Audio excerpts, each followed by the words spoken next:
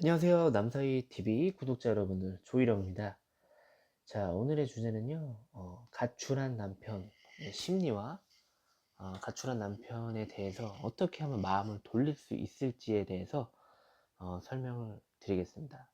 남편 가출로 힘들어하시는 여성분들에게 이 영상이 조금이라도 도움이 되길 바라면서요.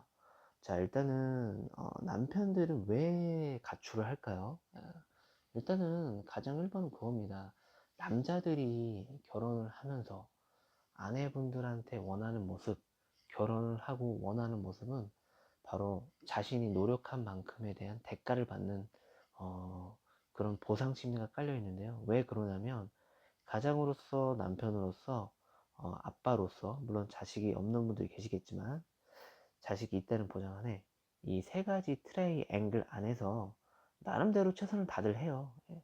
물론 최선을 다하지 않는 사람도 있고, 최선을 다해도 아내의 시각에선 최선을 다하지 않는 것처럼 보일 수도 있고, 그리고 최선을 다하고 싶지만 자기가 뭔가 멘탈이 강하지 않아서, 혹은 상황이 여의치 않아서 아내에게 어떤 최선을 다하는 모습을 못 보여주는 분들이 계신데, 일단은 자기 기준에서는 다들 열심히 최선을 다한다고 생각을 할 거예요. 근데 그런 가정에서 아내들이 남편에 대한 어떤 사소한 부분에서 인정하거나 존중해 주지 못하는 표현들 있죠. 즉 여자 언어, 우먼 랭귀지라고 하죠. 아내분 입장에서도 가정생활을 유지하면서 스트레스 받는 부분에 대해서 남편한테 정확한 의사 전달이 안 되기 때문에 아무래도 그런 표현들이 남편분들한테는 굉장히 스트레스가 되겠죠. 보통 그런 표현들이 투정도 부리고 짜증도 내고 잔소리도 하는데, 아무래도 그게 반복이 되다 보면 에너지 고갈로 이어져서 밖으로 돌게 되고, 최악의 경우에는 이제 외도까지 일어나게 되는 거죠. 그러다 보면 자꾸 집에 집중하기보다는 밖으로 돌게 되면서 이 핑계 저 핑계 되면서 집에 있는 시간이 줄어듭니다. 그러면서 특히나 일 핑계를 대면서 야근을 하거나 외식을 하거나 아니면은 어, 주말에 출장을 가거나 평일에 출장을 가거나 일 핑계를 대면서 자꾸 집에 집중하지 못하는 그런 모습을 보이는데요. 그러다가 아내 입장에서 남편한테 정확한 소통을 하지 못하면 최종적인 에너지 고갈이 이어져서 아마 남편분들이 화를 내면서 집을 나가거나 아니면 욱해서 집을 나가거나 어떤 상황에 대해서 극단적인 행동을 하고 집을 나가는 경우들이 많죠. 예를 들면 집에 있는 기문을 파손한다든지, 집에 있는 자녀를 때리고 나간다든지, 아니면 아내를 때리고 나간다든지, 아니면 고함을 지르고 나간다든지, 욕을 하고 나간다든지, 이런 행동을 반드시 합니다. 예. 그렇게 80% 정도는 그런 행동을 하고요. 예.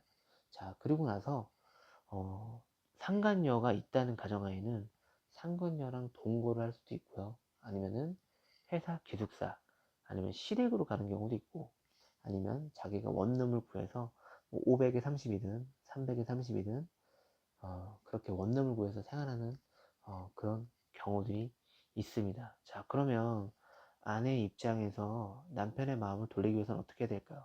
일단 방법이 몇 개 있는데요. 첫 번째는 찾아가기입니다. 일단 남편 회사 앞으로 찾아갈 수도 있고요.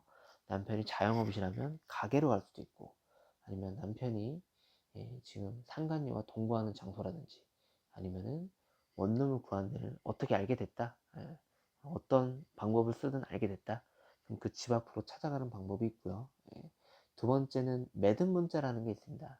일단 이 방법은 조금 시간이 걸릴 수도 있는데요.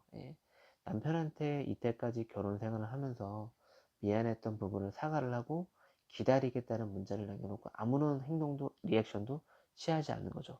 남편한테 물어봐야 될 일이 있어도 물어보지도 않고, 남편한테 생활비 보내라는 말도 안 하고 그렇게 기다리는 거죠. 세 번째는 지인이나 아니면은 시댁 식구들한테 도움을 요청하는 겁니다. 물론 이것도 케바케이긴 하지만 팔은 안으로 굽기 때문에 아무래도 도움을 안 줄 확률이 좀 크지만, 그래도 남편이 좀 외도를 했다는 가정하에는 왜 자기 자식이 외도를 한 거에 대해서 속상하기 때문에 미안하고, 그래서 이제 시어머니나 시아버지가 도와주는 경우도 종종 있죠. 네 번째는 아이에 대한 핑계를 대는 겁니다. 아이가 연락을 한 척을 한다든지, 아니면 아이의 영상을 보낸다든지, 아니면 아이가 아프다고 하거나 아이가 보고 싶다고 한다든지, 이런 식으로 동정심을 유발하는 거죠. 마지막으로 편지를 전달하는 방법이 있습니다. 그거는 카톡으로 찍어서 보낼 수도 있고, 아니면 남편이 일하는 곳으로 택배로 발송할 수도 있는데요.